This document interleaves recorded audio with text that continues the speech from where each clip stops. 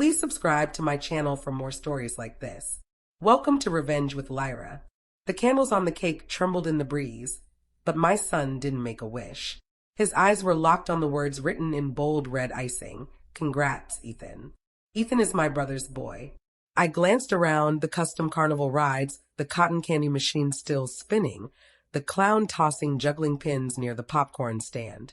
I'd poured $3,600 into making this day unforgettable. Every cent from late nights pulling double shifts. Yet somehow, this wasn't his party anymore. My father clapped my brother on the shoulder. We figured combining the birthdays would be smarter. Save us all some cash. None of us are rolling in money, he said, sipping his punch like it cost nothing. My son still had his small golden crown on, the one he'd picked himself. He wanted to feel like a king for one day. Silently, he took it off. He didn't cry or complain. He folded it, handed it to me, and sat quietly on the grass. My stomach nodded. Did you even ask me?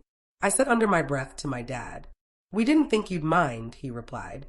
Besides, Ethan's in remission. He deserves something special. So my son doesn't? I wanted to scream, but I didn't. Instead, I began boxing up the leftover cupcakes.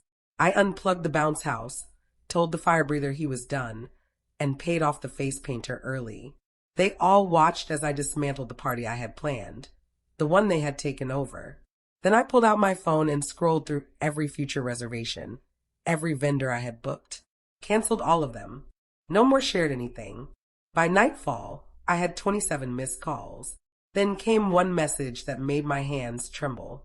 The baby shower's next week. Please tell me you didn't. The baby shower had been my gift, a $5,000 rooftop venue, full catering, custom rattle-shaped cupcakes, and wax-sealed handwritten invitations. But I had canceled it all. Every single detail. The moment I saw my son toss his crown into the trash, something inside me cracked, or maybe it finally healed. That night, my brother texted, "Hey, heard you were upset about the mix-up. Ethan loved it though. Appreciate you going all out. Mix-up."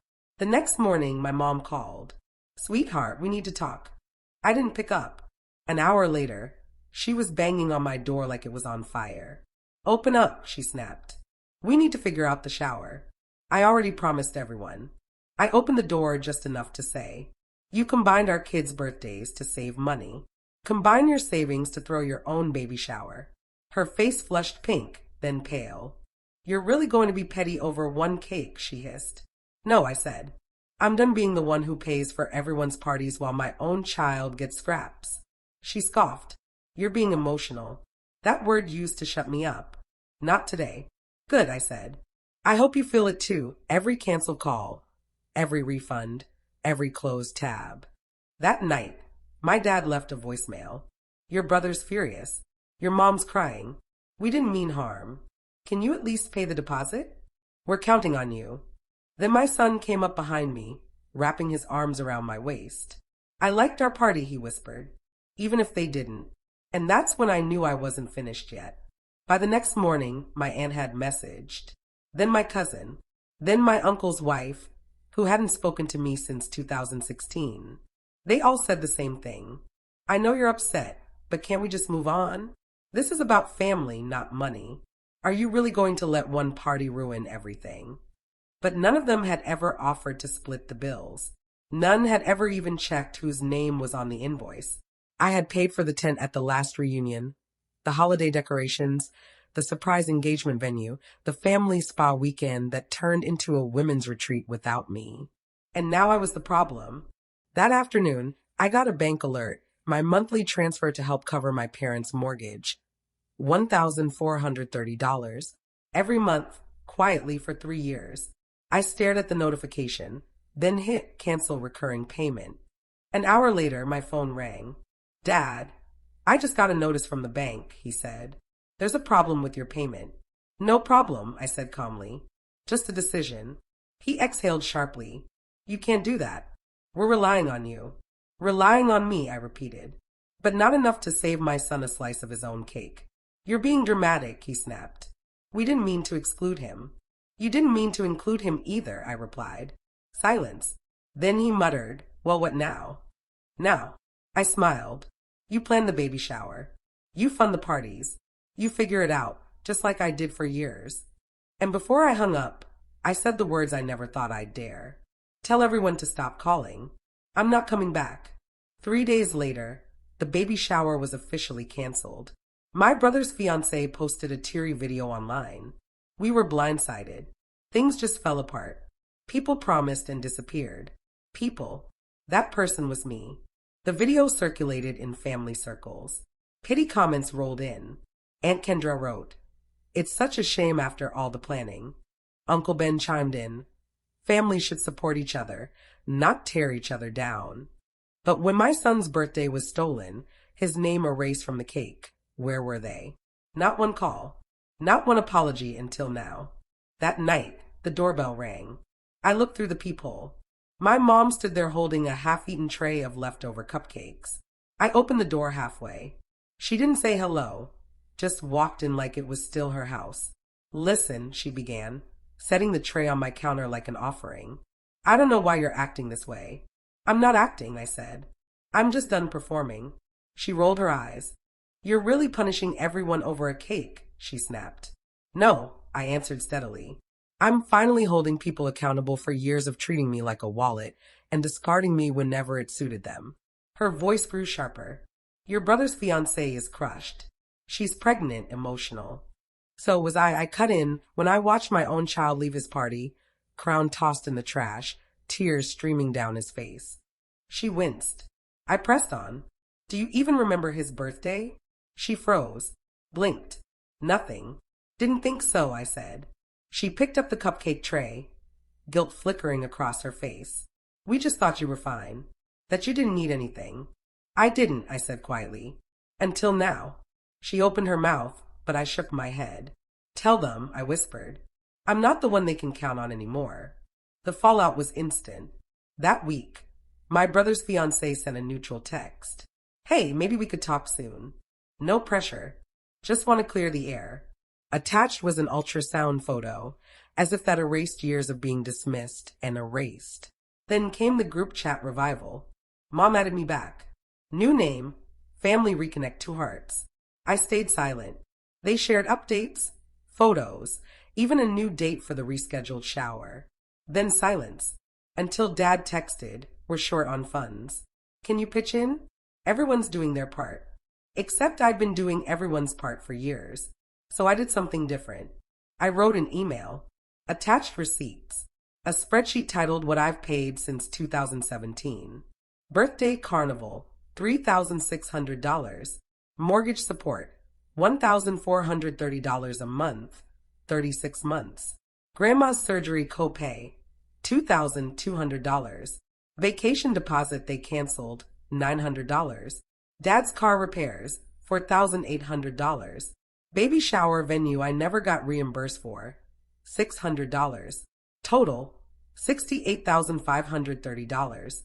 I sent it no anger, no threats. Just the subject line, in case you ever wondered. 10 minutes later, I was removed from the group again. But this time, it didn't hurt.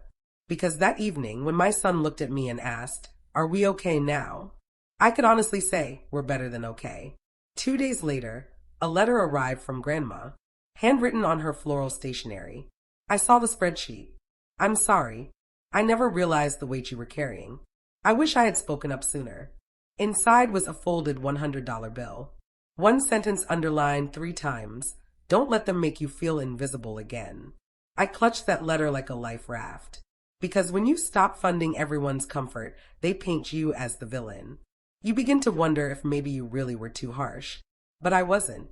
Later that week, Mom posted publicly, "Some people forget what family means.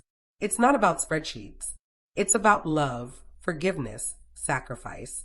I didn't respond, just screenshotted it. Then I posted 2 photos side by side. One of my son at the carnival, smiling, face painted, and one from his ruined party, staring at the wrong name on his cake, crown untouched. Caption: "If your version of love erases children, maybe it's time to redefine family." I didn't tag anyone, but they saw. The silence thickened. The group chat went dead. And then something unexpected happened. 3 old friends messaged me privately. "We saw your post. We're throwing a late party for your boy. Come. That weekend, he laughed harder than I'd heard in months. No crowns, no themes.